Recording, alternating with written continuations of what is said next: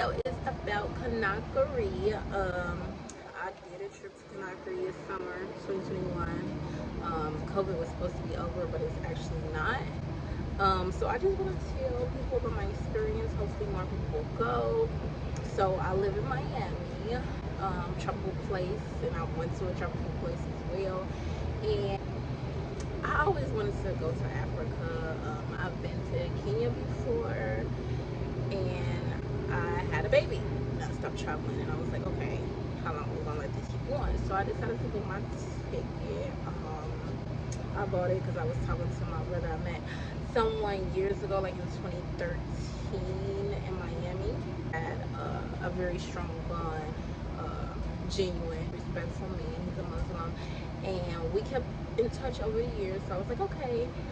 Sporadically, I was like, I'm gonna book my ticket, and I booked my ticket. Really didn't have the funds like that, but I was like, you know what? I'm gonna make room for this because this is something I want to do, and I got tired of procrastinating. So, due to the fact that I went to Kenya, I already had my yellow fever and typhoid vaccinations. I think typhoid was the one that was required for Guinea. I also took chloroquine. I didn't say that chloroquine is so you won't get malaria.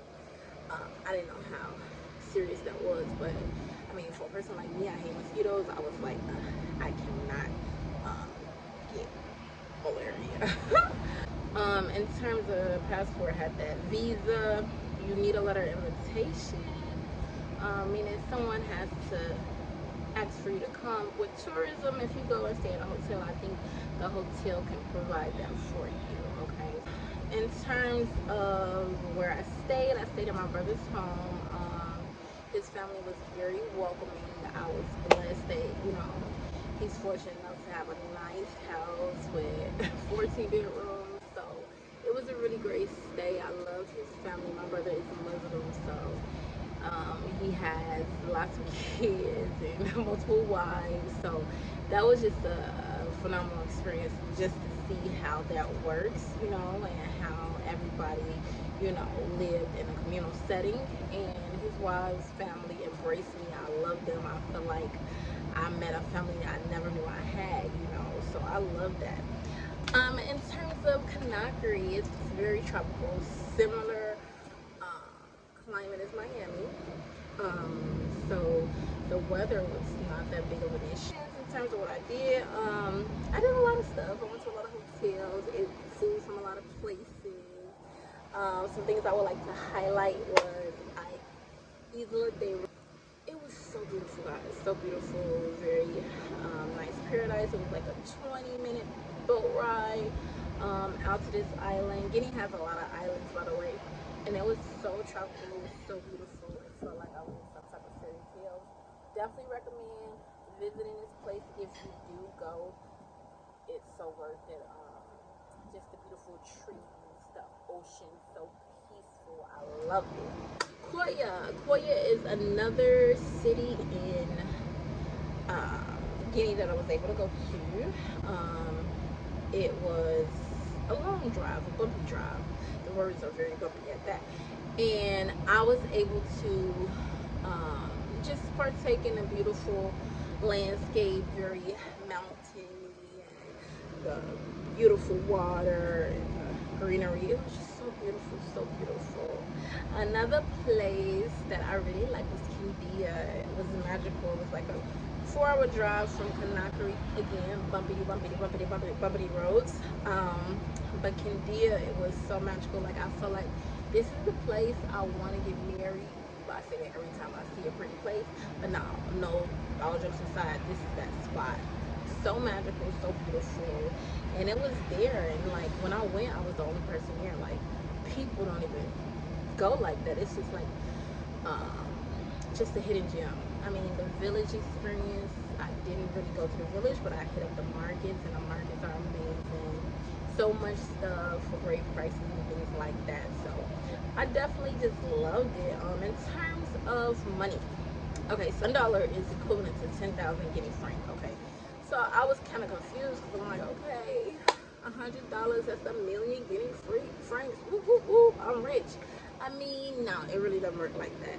It kind of balances out. So like everything balances out. So like maybe a box of cereal is like 50,000, you know, which is only $5, but still it balanced out. The food was a bit cheaper, but it wasn't like extremely cheaper. Like you can get a nice meal for $7, maybe 8. You go to a fancy restaurant, probably be 40 max, you know. The internet situation, yeah, you want to get a SIM card, you want to bring an unlocked phone. French, I did not speak French at all.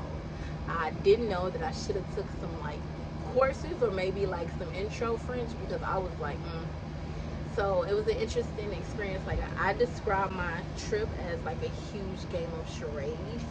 Like go eat. Like yeah, I had that experience. It was amazing to me how most people did not speak English, but they spoke 5 languages or something like that. French, Arabic even, Susu, Mandingo, and like some other stuff. Yeah. So I felt very, for lack of a better word, dumb, stupid on this trip, just because we know so little compared to everyone else. I love my trip. I mean, I love the people. People are scared to come, but you know, just know that it is a developing country. But for me, I see a lot of opportunity there. I would like to go more, make new connections, meet new people, dream big, you know, because a lot of time we live in ourselves, and we as Americans are so blessed, you know. So I want to just, you know, not take the opportunities that I have for granted, and I want to inspire others. So yeah, my goal is to try to take 2 more trips within the next year, perhaps. Even, you know, try to get people to come with me, you know, so we can explore more, you know. We got family waiting to see us, you know, so I think that's a lot of motivation why we should go. Okay? So yeah, come, do it. Guniea is beautiful. There's a lot of history there, so much to learn. And yeah, that's my trip. I'm doing this because a lot of people wanted to know about my experience, and I just thought it would be nice to share. So until next time, bye.